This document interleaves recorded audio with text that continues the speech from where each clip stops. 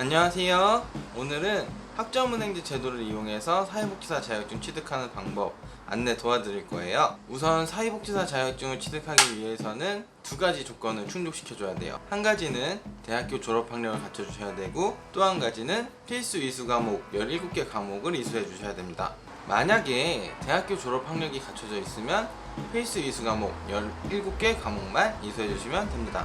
학점은행제 사회복지학과 수업은 실습을 제외한 모든 수업들이 온라인으로 가능해요. 어떻게 가능하냐? 일단 출석 같은 부분은 이수해줘야 되는 시간이 정해져 있어요. 그 정해진 시간을 모두 이수해주시면 출석이 인정되는 개념으로 진행이 되고요. 과제나 토론이나 쪽지시험, 중간고사, 기말고사 모두 집에서 컴퓨터로 진행을 하시게 될 거예요. 학점은행제를 이용해서 사회복지사 자격증을 취득할 때 걸리는 기간은 최종 학력에 따라서 바뀌게 돼요. 만약에 우리가 고등학교 졸업학력을 갖고 있다, 최종 학력이 고졸이다, 그러면 2년 과정을 생각하시면 되고, 대학교 졸업학력을 이미 갖추고 있다, 그러면 필수 이수 과목 17개 과목만 이수해 주시면 되기 때문에 1년 6개월이 걸려요. 선생님, 왜 1년 6개월이나 걸려요? 1년에 다 들어버리면 안 돼요? 라고 질문을 해주는 학생들이 가끔 있어요.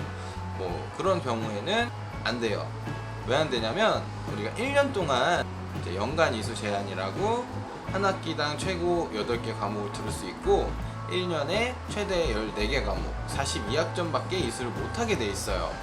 정해져 있어가지고 1년 만에 취득하는 건 불가능해요. 그러면 고등학교 졸업학력을 갖고 있는 학생은 무조건 2년 과정으로 진행을 해야 되냐 라고 하면은 그건 또 아니에요. 우리 학점은행제는 일반 대학교나 사이버 대학교, 방통대학교와 다르게 학점제로 진행이 됩니다. 학점제가 유리한 점이 뭐냐면, 우리가 일정 수준 이상의 학점을 충족시키면 학위로 발급을 받을 수가 있어요. 학점은행제를 이용해 학점을 취득하는 방법은 여러 가지가 있어요. 일단 첫 번째, 시간제 수업을 이수해주는 방법이 있고, 두 번째, 독학사라는 시험 제도를 이용하는 방법이 있어요. 마지막 세 번째로는 자격증을 취득하는 방법. 자격증, 소방안전관리자 자격증 많이 취득해요. 지금 20학점으로 인정을 해주고 3학기 과정으로 끝낼 수 있는, 그렇게 해서 1년 6개월 안에 전공 45학점을 포함하고 교양 15학점을 포함하고 일반 학점으로 인정되는 소방안전관리자 자격증을 취득했을 때 고등학교 졸업학력을 갖추신 학생분들도 1년 6개월 과정 만에 사회복지사 2급 자격증 취득이 가능합니다. 또 예외의 상황이 한 가지 더 있어요. 우리가 2020년도 1월 1일 이전에 사회복지사 관련된 과목을 한 과목이라도 이수를 했으면 개정 전법으로 적용이 돼서 필수 이수 과목 14개 과목만 이수해주시면 사회복지사 2급 자격증 발급이 가능해요. 학점은행제 제도를 이용해서 사회복지사 자격증을 취득할 때 주의해야 될 점은 세 가지 정도 됩니다. 첫 번째, 학습자분들도 어느 정도 내가 어떤 과정을 진행하는지 숙지하고 계셔야 돼요. 교육원에서 양성한 전문적인 인력이 있고, 학생들 수강 신청만 받기 위해서 양성된 마케팅 인력이 있어요. 근데 내가 수업 과정을 하나도 모르고 학점은행제를 진행하게 됐습니다.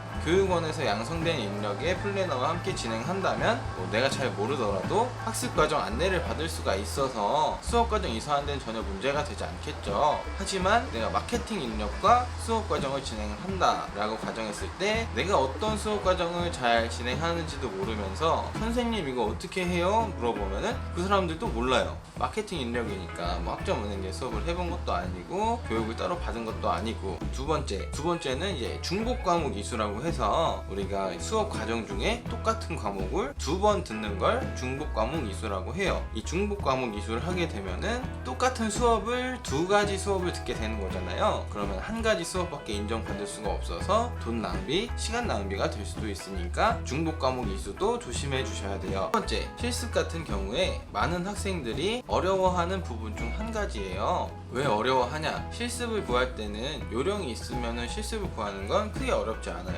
하지만 실습 구하는 게 처음이잖아요. 처음이다 보니까 신청은 어디에다 해야 되고 실습 기관은 어떻게 정해야 되고 아무것도 몰라요. 그래서 이 부분 때문에 힘들어 하시는 학생분들을 제가 많이 봤거든요. 그 학생분들이 요령이 없어서 그런데 팁을 조금 드리자면, 전국에 실습이 가능한 기관들이 있을 거고 실습 수강 신청이 가능한 대학교들이 있을 거예요. 그 리스트들을 쫙 보고 거주지에서 가까운 대학교나 출석 횟수가 적은 대학교나 본인 상황에 가장 효율적인 대학교에 수강 신청을 하고 이제 거주지에서 가장 가까운 뭐 복지센터라든가 요양센터 실습이 가능한 기관 있죠. 그 기관에도 미리 전화를 하셔가지고 이 기간에 사회복지 실습을 진행하고 싶다, 혹시 이때 내가 가서 실습을 해도 될까요? 라고 여쭤보면은 그 기관에서도 미리 알려줍니다. 이때 실습 과정 진행하시겠어요? 라고 이야기하면은 네, 저 그때 실습 과정 진행하겠습니다. 대학교와 기관의 협의하에 실습이 진행이 됩니다. 실습이 가능한 기관의 리스트가 필요하신 분들은 아래 댓글 남겨주시면 제가 리스트를 따로 보내드리겠습니다. 그리고 추가적으로 더 궁금하신 점 있으셔도 댓글 남겨주세요. 오늘 영상 여기서 마치겠습니다. 감사합니다.